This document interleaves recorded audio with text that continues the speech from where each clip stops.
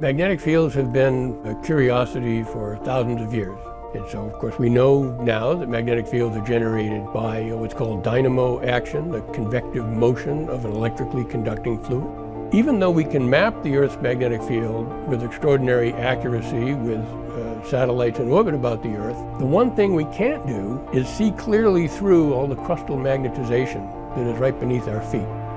Jupiter is a gaseous planet, hydrogen, helium. There is no magnetized crust that obscures our view of the dynamo deep below.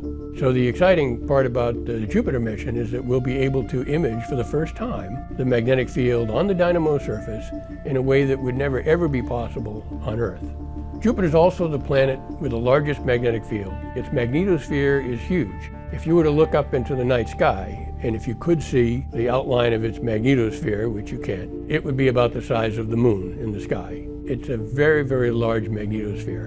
In fact, in the Voyager program, we learned that the magnetic tail, the part of the magnetosphere that is drawn away from the sun, extends all the way out to the orbit of Saturn and in all likelihood beyond. It's a very large feature in our solar system. It's a pity we can't see it. Juno is the fastest spacecraft ever to venture into the outer solar system. It's the first to orbit pole to pole about Jupiter, and it's the most heavily shielded spacecraft that we've ever launched.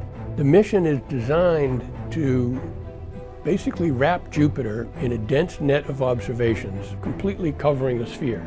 So to do that, we need a polar orbit, one that passes over the North Pole, along a line of longitude, and over the South Pole.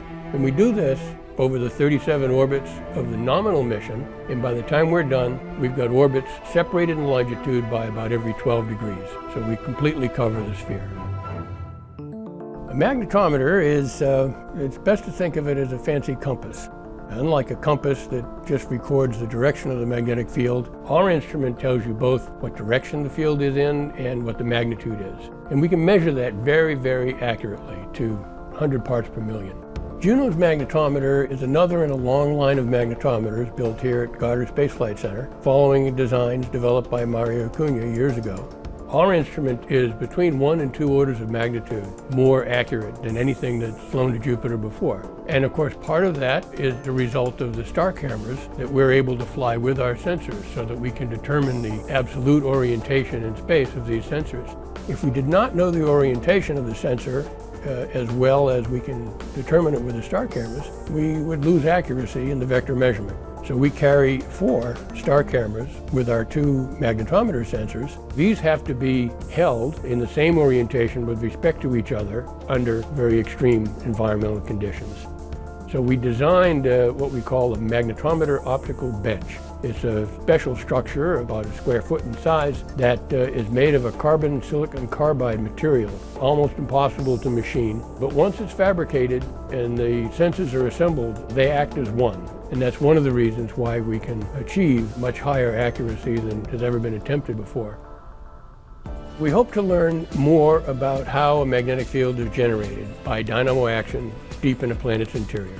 For me, the great excitement is the opportunity to look down and get the first clear, unobstructed view of what the magnetic field looks like on the surface of a dynamo where it's generated. It's always incredible to be the first person in the world to see anything.